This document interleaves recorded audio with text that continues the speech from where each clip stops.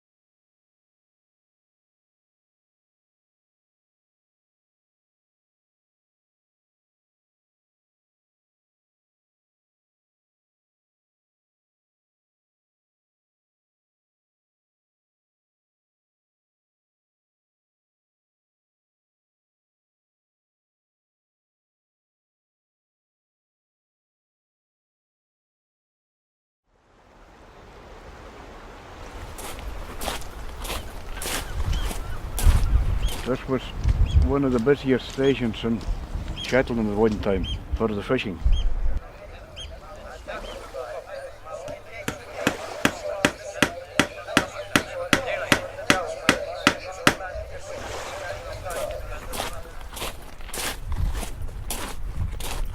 The fishing was done with big open boats. If there was no wind, you had to row.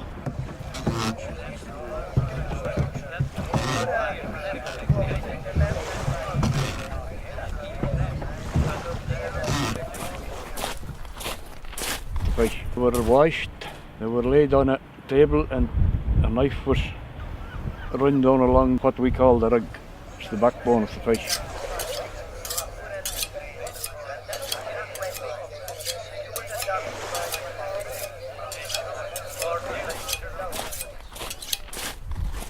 Boat's crew, that would have been 7.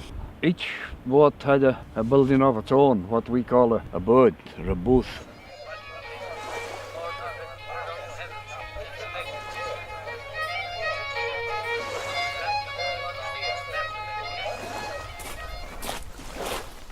They went 40 miles off, then there was 7 miles of lines to be set and hauled again, and then 40 miles back.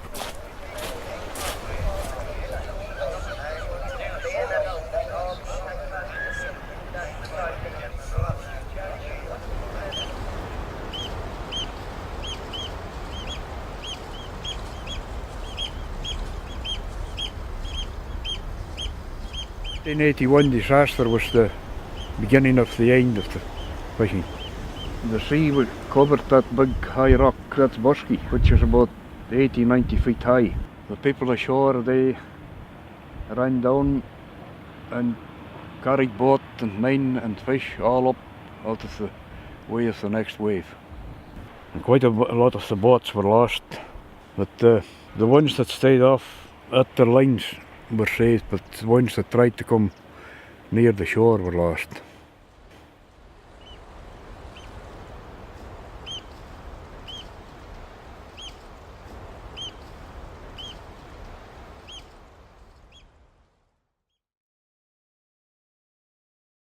Oh, it's drastic. We're losing a huge amount almost daily with every bad storm. But it also revealed a lot of interesting stuff. If you can't save them, I think they should definitely be excavated and recorded. There's a huge interest now on the islands, and I think that's been because of Scape's involvement in the coastal archaeology project at Balashir and now here at Lochpable.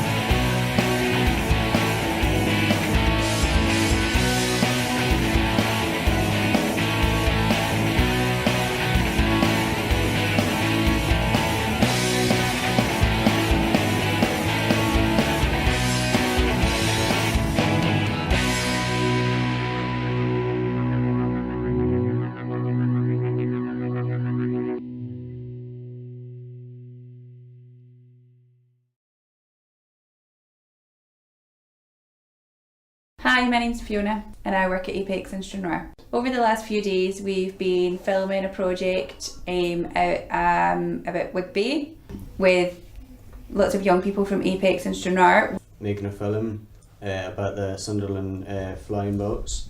We learned about Whigby by people coming in and telling us their experiences.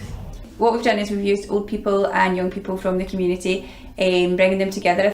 Going to different places and with a microphone. From my point of view, it's a good idea because I think a lot of young people have a bad name, and I think it's good for old people to see that they're not bad, they're lovely. To make the film, we've been using GoPros. We've been using stuff like microphones. I was using, the big cameras that stood still, zooming in and zooming out. Doing the sound. I had the GoPro in my hand, so I did, and it was up there and I was videoing. I did. Oh, Danielle. Nice eyeliner. We've put it on a pole to get different shots and different angles. I just like the boiler house itself, really, that's about it. Yeah, I really enjoyed exploring. I got the voice to pop up and down on windows. We all went at the back of the boiler house in the big building and we popped up and down. And I got stung by nettles. I recorded Bill talking and telling stories about his past. He was a kid there. We was on one of the flying boats once. Whigby was where the flying boats landed. No, I never knew that any of them buildings were happy there until the guys explained what they were and why they were there. I thought the project was going to be quite boring because it's set in a destroyed building. Nope, I thought I was going to hate it, but it's turned out to be alright. No, I thought it was going to be boring, the project. So I did. I'm not easily amused. But it's not as boring as what I thought it was going to be. Because it's kind of history stuff and it doesn't really interest me, but as I got into it, it was quite fun. Making the film wasn't bad. So it was a bit colour-like, but it was good. When I was in the camera, I thought it was cool. I would love to find some more about it, so it's kind of interesting. It's a bit different because I'm not really interested in stuff like that normally, but I took part in it, so I know. Yeah, I've really enjoyed it. Okay, and are you telling the truth? Yes, I'm telling the truth. Okay, well I done. liked Bill. Pardon? I liked Bill. Do you want to send him a message? Yes, Bill, hello, this is ITV Border News here.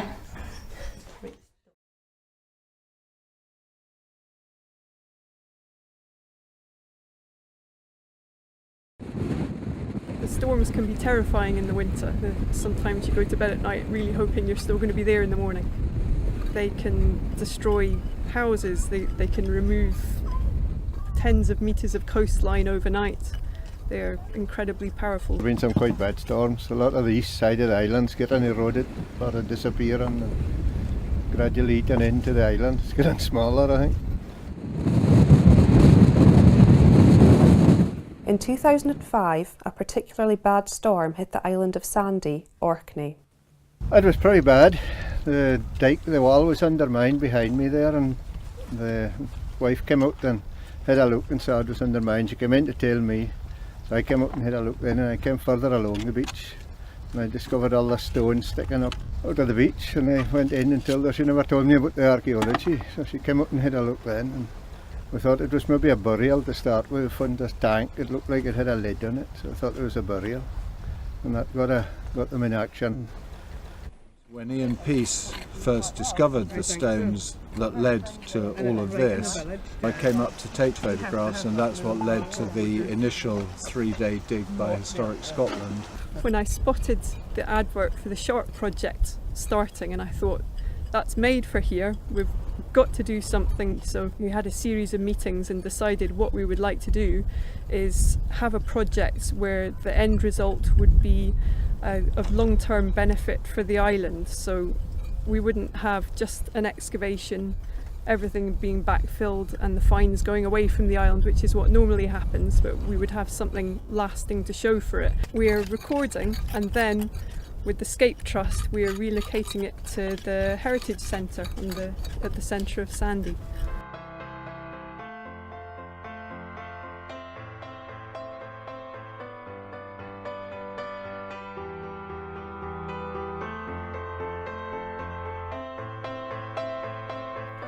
Although burnt mounds are common throughout Europe, the Muir site is one of a small number that have been excavated that contains structures. In just 3 days, the emergency excavation following the storm revealed compartments made of orthostats, a passageway leading to a sunken stone-lined tank, and a cistern or well with a drain.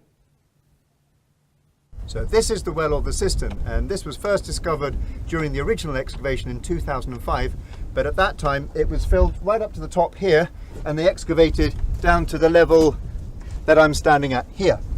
We found in total 6 steps, and I'm just walking down them now. And then below the last step there's a little ledge, and I'm now standing at the bottom of the well. We're now going down into the well. So the material you can see there is bedrock, and they've made a large hole, built walls up on the sides, but they've just left the back as bedrock and then placed that lintel spanning the 2 side walls.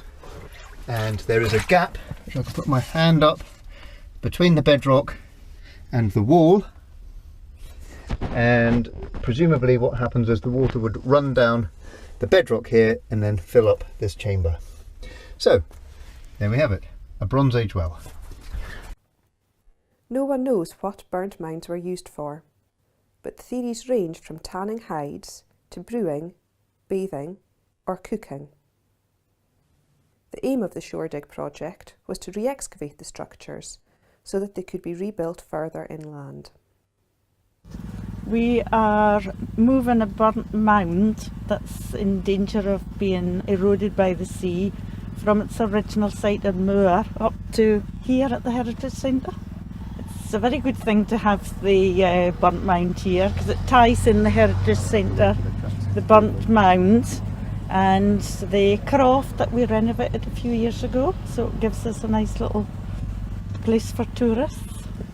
So we're leaving the cistern where it was, and we've made the hearth cell here as well from new stone, but the original orthostats and the stones of the tanks are being put into place, and so behind us you can see the work going ahead.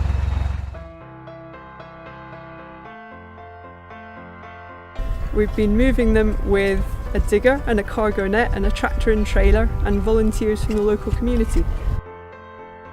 The position of every stone is recorded in great detail at the original site, and the positions are then transferred onto the site of the relocation so it can be as accurate as possible. I think it is a super way of sort of fixing the past in people's minds. To actually see it in person, you can like get in and around and see what it might have been like. I think it's a really brilliant way of doing it.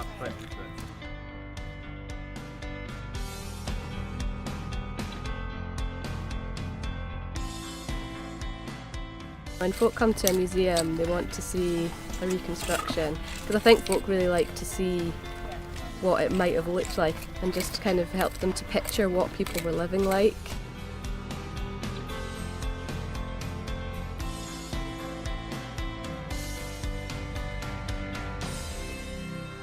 You know, that's brilliant that you can just go in and you don't have someone telling you not to touch anything.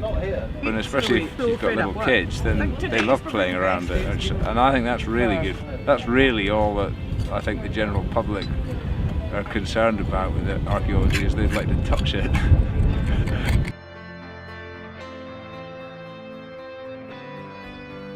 When removing the enormous base of the tank for relocation at the Heritage Centre, the team were surprised to find that it covered an earlier structure.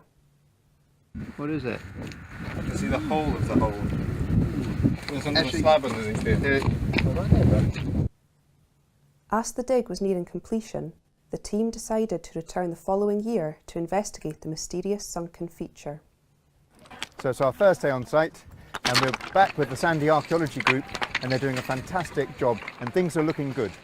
The weather took a turn for the worse.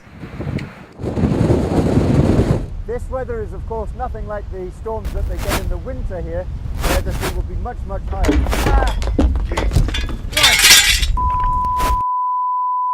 The wind is so strong that irritatingly it has actually knocked the camera over and knocked the microphone off, so we've broken our camera, but there we go.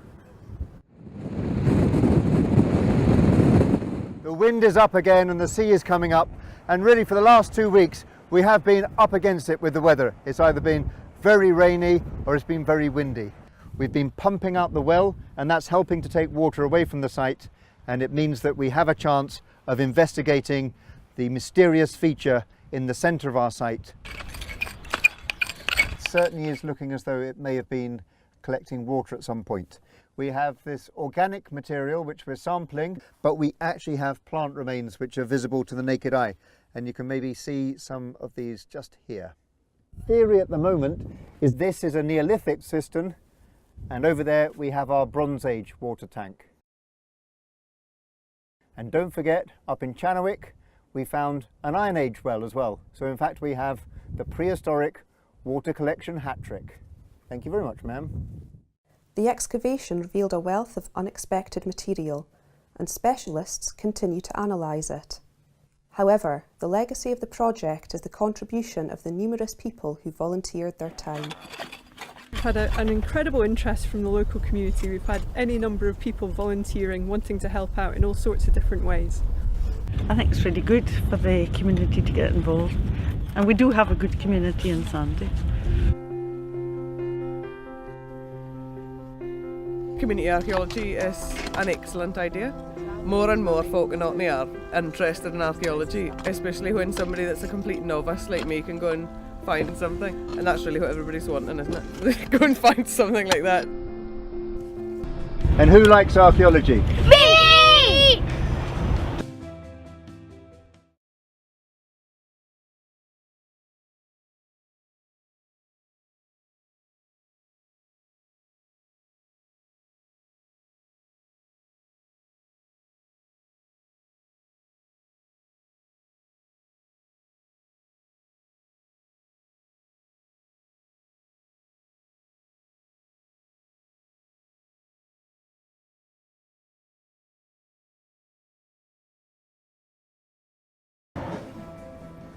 So there we go. That's just a taste of some of our videos, but we have loads of them, and Tanya has been helping us, and she's been a great video editor and filmmaker, and you can get them from our website. So there's the address there, and on that you've got the quick links, and you just go to the Vimeo or YouTube. And also try the blog if you want to find out about some of our other stuff that we've been doing. With the videos, we also have Ask an Expert videos with people talking about different aspects of archaeology, and loads of different project videos and stuff like that. So that's a very quick rundown of what we've been doing in Scotland. Oh, you don't want to see that again. Thank you. Oh, wow.